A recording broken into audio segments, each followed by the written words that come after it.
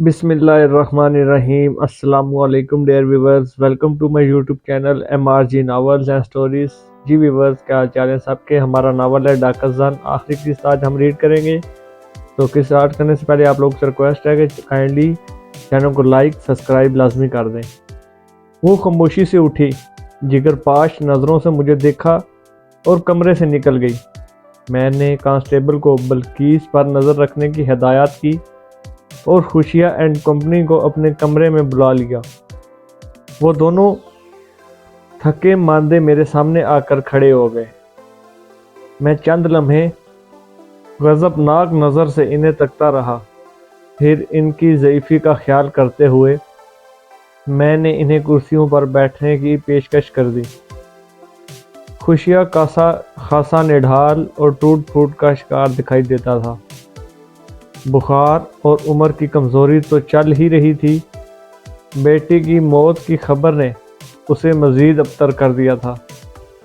میں نے بڑے سخت اور واگشاف الفاظ میں ان دونوں کو صورتحال سے آگاہ کیا اور خوشیہ کی جانب دیکھتے ہوئے کڑے لہجے میں دریافت کیا، اب تم نے کون سا نیا جھوٹ بولنے کی تیاری کر رہے ہو؟ اس نے جواب دینے کی بجائے مشورہ طلب نگاہ سے اپنی بیوی کو دیکھا۔ وہ سرمیہ نظر سے مجھے تکنے لگی۔ میں نے ڈانٹ میز انداز میں کہا، دیکھو خوشیہ، میں نے تمہاری دروغ گوئی کو بے نقاب کر دیا ہے۔ تم نے کل مجھے بتایا تھا کہ تمہاری بیٹی سونی کو ڈاکو اپنے ساتھ لے گئے تھے، لیکن اب سونی کی لاش کی دریافت سے ایک نئی کہانی سامنے آئی ہے، جس سے ثابت ہوتا ہے سونی کم از کم 3 روز گھر سے قبل گھر سے گئی تھی۔ مزید تصدیق پوسٹ مارٹم کی رپورٹ سے ہو جائے گی۔ تمہارے سامنے کوئی جائے فرار نہیں رہی، اب سچ بولنے کے سوا کوئی چارہ نہیں۔ کیا تم اب بھی غلط بیانی سے کام لیتے ہوئے ڈھٹائی سے اپنے بیان پر ڈٹے رہو گے؟ میرے انداز اور سخت الفاظ نے ان دونوں پر گہرا اثر کیا۔ خوشیہ چند لمحے خاموش رہنے کے بعد شکست خورا لہجے میں بولا، جناب تھانے دار صاحب، سچی بات تو یہ ہے کہ سونی 3 دن پہلے گھر سے غائب ہوئی تھی۔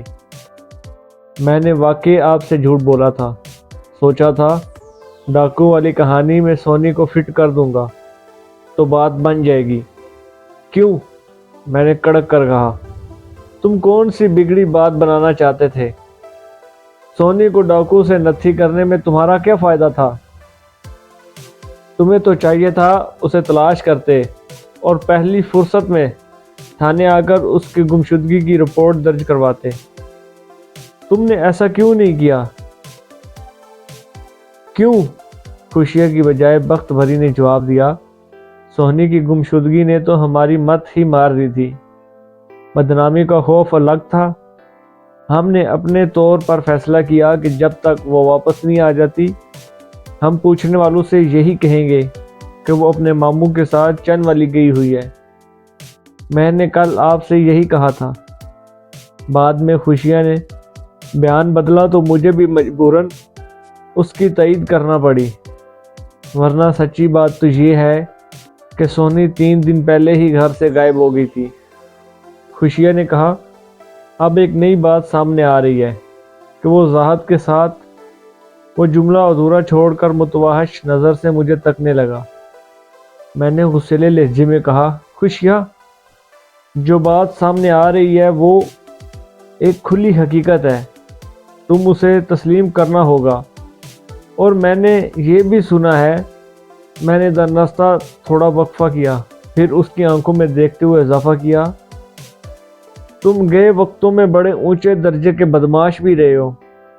جسم میں جان تو باقی نہیں رہی، مگر اب بھی گنڈا گردی سے باز نہیں آتے۔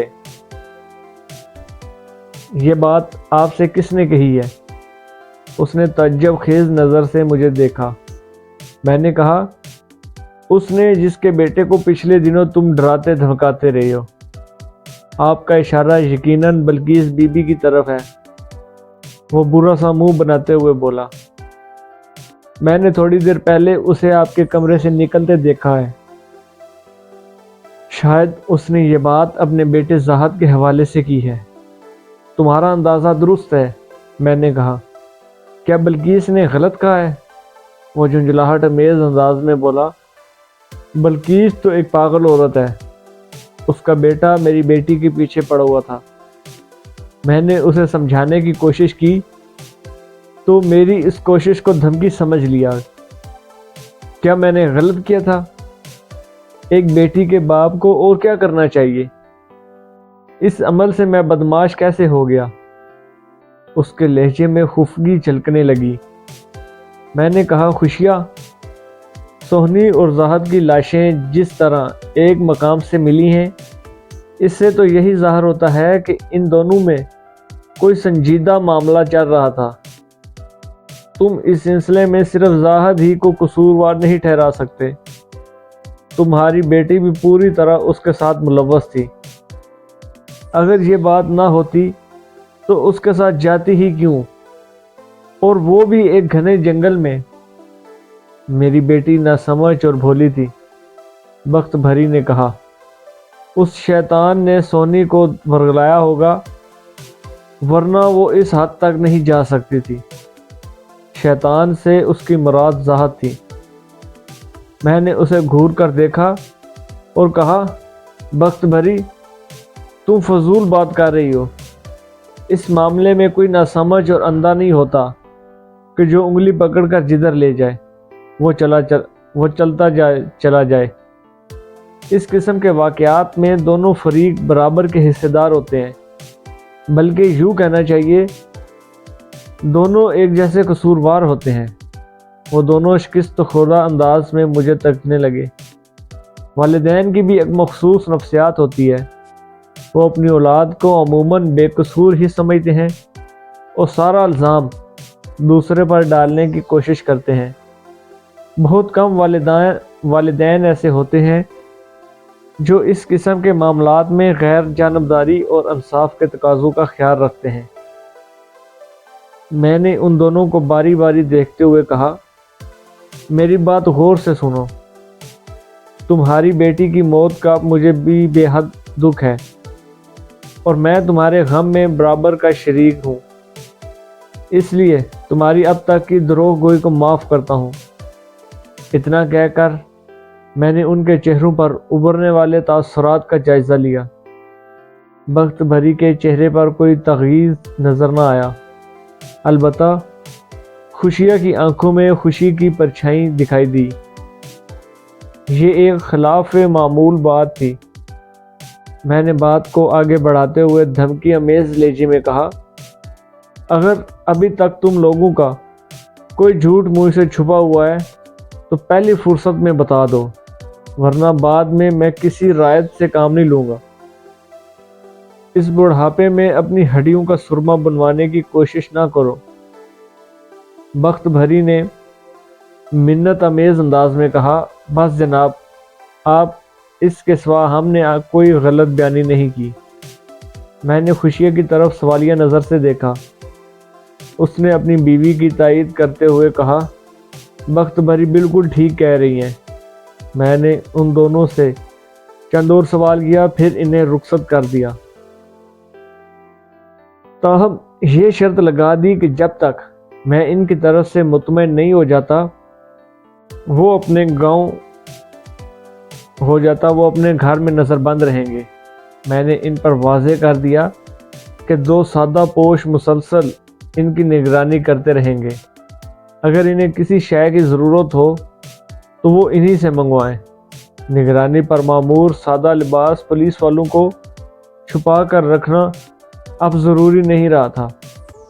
کچھ دیر بعد میں نے زاہد کی ماں بلقیس بی بی کو بھی جانے کی اجازت دے دی۔ پوسٹ مارٹم کے بعد ہی ان کی تجہیز و تکفین عمل میں آ سکتی تھی۔ فی الحال اس سلسلے میں مجھے کچھ نہیں کرنا تھا۔ میں نے لاشوں کو ضلع کے سرکاری ہسپتال بھجوا دیا اور ان دونوں کے متوقع قاتل یا قاتلوں کے بارے میں غور و فکر کرنے لگا۔ گھوم پھر کر ذہن ڈاکو کی طرف ہی جاتا تھا۔ میں اس تانے بانے میں الجھا رہا اور شام ہوگی۔ رات 8 بجے کے قریب ایک نہایت ہی اہم اطلاع مجھ تک پہنچی اور میں پھڑک اٹھا۔ اس سنسنی خیز اطلاع نے کیس کا پاسا پلٹ دیا۔ وہ خبر میرے مخبر سکندر نے تھانے آ کر مجھ تک پہنچائی تھی۔ سکندر کو میں نے خوشیہ کے بارے میں چھان بین کا فریضہ سونپا تھا۔ میں نے فوراً سکندر کو اپنے کمرے میں بلا لیا۔ اس نے انکشاف انگیز لہجے میں بتایا، ملک صاحب، میری تحقیق کے مطابق خوشیہ جوانی اور ادھیڑ عمری تک جرائم پیشہ افراد سے منسلک رہا ہے۔ سنا ہے جوانی میں ڈاکوؤں سے اس کے خاصے گہرے مراسم رہے ہیں۔ یہ ایک ایسا انکشاف تھا جس نے مجھے ہلاک کر رکھ دیا۔ مجھے بلقیس کی کہی ہوئی یہ بات یاد آئی کہ خوشیہ کسی زمانے میں بدمعاش رہا تھا۔ پھر آپ میرا دھیان ڈاکوؤں کے اس جتھے کی طرف چلا گیا جس نے تھانے پر حملہ آور ہو کر اپنے سردار کو حوالات سے نکال لیا تھا۔ اسی لمحے میرے ذہن میں ایک خوفناک خیال چمکا، کہیں خوشیہ حملہ آور ڈاکوؤں سے ملا ہوا تو نہیں؟ میں نے پہلی فرصت میں خوشیہ کو اپنے سامنے طلب کر لیا۔ آدھے گھنٹے بعد وہ میرے ایک مرتبہ پھر میرے کمرے میں موجود تھا۔ میں مخبر کی تحقیق کو نظر انداز نہیں کر سکتا تھا۔ اس مرتبہ میں نے خوشیہ سے خاصا سخت رویہ اپنایا اور خالص تھانے دارانہ لہجے میں کہا، میں نے تمہیں بتایا تھا نا، اس عمر میں تم میرے ہاتھوں اپنی درگت نہ بنوانا، لیکن لگتا ہے تمہیں اپنی زندگی اور عزت کی کوئی پرواہ نہیں۔ میں نے ایسا کیا کیا ہے تھانے دار صاحب؟ وہ پہلی مرتبہ مجھے خوف میں مبتلا نظر آیا۔ میں نے نہایت ہی مختصر الفاظ میں اسے بتایا کہ اس نے کیا کیا ہے۔ پہلے تو وہ انکار میں گردن ہلاتا رہا، لیکن جب میں نے اس کی ضعیفی کو پسے پشت ڈال کر دو چار کرارے ہاتھ جمائے تو وہ راہ راست پر آ گیا۔ جب بچت کی کوئی امید اور افرار کی کوئی رستہ دکھائی نہ دیا تو وہ زبان کھولنے پر مجبور ہو گیا۔ رسول نگر میں رہتے ہوئے وہ سلطان کے گروہ کو اہم معلومات فراہم کرتا رہا تھا۔ کسی زمانے میں وہ بھی ڈاکوؤں کے ایک گروہ سے وابستہ رہا تھا، لیکن اب اس قسم کی جوانی والی سرگرمیاں اس نے ترک کر دی تھی اور سیدھی سادی زندگی گزار رہا تھا۔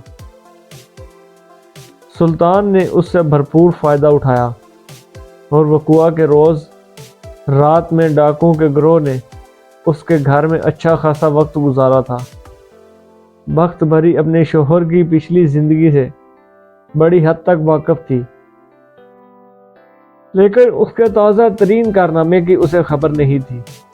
خوشیہ نے اس سارے معاملے میں جو کردار ادا کیا وہ بہت ہی گھناؤنا اور قابل مذمت تھا، لیکن سہنی کی المناک موت اور اس کی ضعیفی کا خیال مجھے نرمی پر مجبور کرنے لگا۔ میں نے 2 اور 2 4 کی طرح اس سے بات کی کہ اگر مجھے سلطان کے خفیہ ٹھکانے کے بارے میں بتا دے تو میں اس کے ساتھ ممکنہ حد تک رعایت برتوں گا۔ میری بات اس کی سمجھ میں آ گئی۔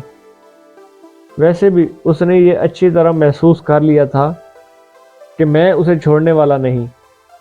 وہ اس عمر میں اپنی مٹی پلید نہیں کروانا چاہتا تھا، لہٰذا اس نے مجھے سلطان کے 3 ٹھکانوں کے بارے میں تفصیلاً بتا دیا۔ ان میں سے ایک ٹھکانہ لائل پور موجودہ فیصل آباد میں اور 2 شیخو پورہ میں تھے۔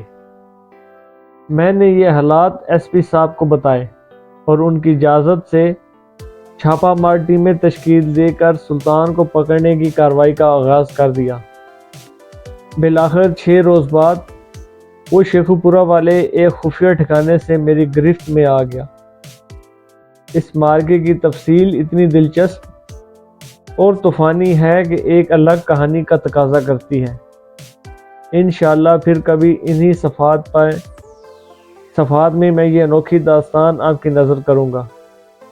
چلتے چلتے یہ بھی بتاتا چلوں کہ آئندہ چند روز میں میں نے زہد اور سہنی کے قتل کا عقدہ بھی حل کر لیا۔ وہ قتل اور رہزنی کی ایک واردات تھی۔ پتہ نہیں ان بدبختوں کو کیا سوجی جو انہوں نے جنگل کا رخ کیا۔ بہرحال ان کا انجام بڑا حسرتناک ہوا تھا۔ سلطان دوبارہ میرے قبضے میں آ گیا تو میرے دل کو قرار آ گیا۔ میں نے اس کے اور اس کے ساتھیوں کے خلاف اتنا مضبوط کیس بنایا کہ وہ عمر بھر جیل سے باہر نہیں آ سکتے تھے۔ حسب وعدہ میں نے خوشیہ کے ساتھ خاصی نرمی برتی۔ وہ ایک حد سے وعدہ معاف گواہ کی حیثیت اختیار کر چکا تھا۔ میں اس کے تعاون سے ہی ڈاکو کے گروہ کا کلا کم کرنے میں کامیاب ہوا تھا۔ ویسے بھی سہنی کی دردناک موت کی صورت میں اس بوڑھا بوڑھی کو جو روحانی سزا مل چکی تھی، اب اس عمر میں انہیں اور کسی عذاب میں مبتلا کرتا۔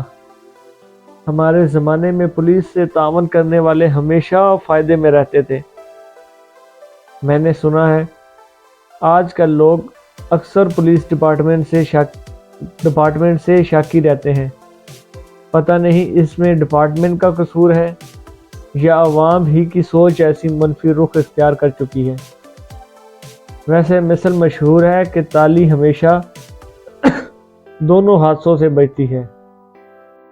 اللہ ہم کو سوجھ بوجھ کی توفیق عطا فرمائے، آمین۔